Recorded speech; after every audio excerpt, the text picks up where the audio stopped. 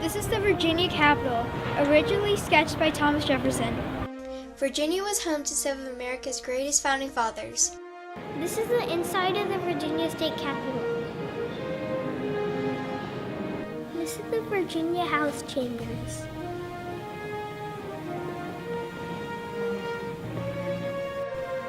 Behind me is Patrick Henry, who said, "Give me liberty or give me death." Thomas Jefferson wrote the Declaration of Independence. He was the third president of the United States. As president, he doubled the size of the country with the Louisiana Purchase. This is James Madison, the fourth president of the United States. Madison was the architect of the United States Constitution and the author of the Bill of Rights.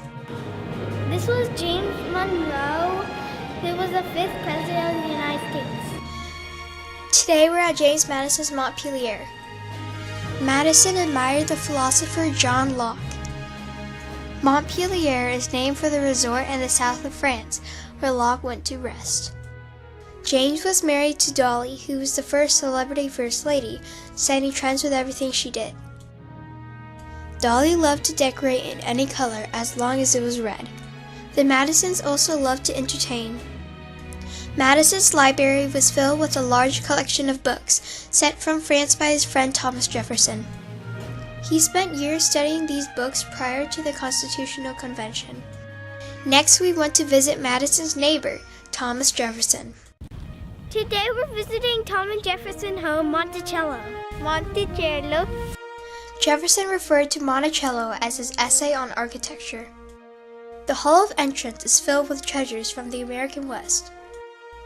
There is also a bust of Jefferson's arch-enemy, Alexander Hamilton. Jefferson's parlor had the first parquet floor in America. Jefferson was always curious. Monticello is filled with his inventions. Behind me is a wind vane where Jefferson used to tell the wind direction. He slept in this bed inside the wall so that he could wake up to either room. He also had to sit upright while he was sleeping because he was 6'2". This is how Jefferson made copies of the 19,000 letters he wrote during his lifetime. This is the Dome Room in Monticello. It took Jefferson 4 years to construct. Jefferson loved fine wine and cuisine. Jefferson took his young slave James Hemings with him to Paris to be trained as a master chef. He lived in these modest quarters. But for most slaves, the living conditions were far worse. Guess how many enslaved people would have lived in it? 11? Like 11, exactly right.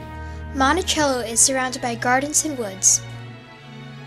Jefferson's gravestone mentions the Declaration of Independence, the University of Virginia, and the Virginia Statue for Religious Freedom. Many of the architects of the United States had their roots in Virginian tradition and values. Virginia also gave us the leaders in the Confederate Capitol during the Civil War. Behind me is Robert E. Lee, who led the Confederate soldiers. His statue is in the exact same spot in the Virginia State House where Lee accepted command of the Army of Northern Virginia. Here we are at the Tredegar Iron Works, the heart of the production of the Confederacy. The cannon made here were used to attack Fort Sumter. We also visited the Confederate White House. This is where Jefferson and Varina Davis lived during the Civil War. This is where the Confederates made their plans for a war in a new nation.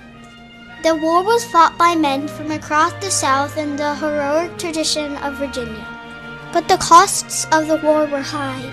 This is the brigade flag of General Armistead, who led his men in Pickett's charge at Gettysburg and died there. Ulysses S. Grant once described Robert E. Lee as a foe who had fought so long and valiantly and suffered so much for a cause.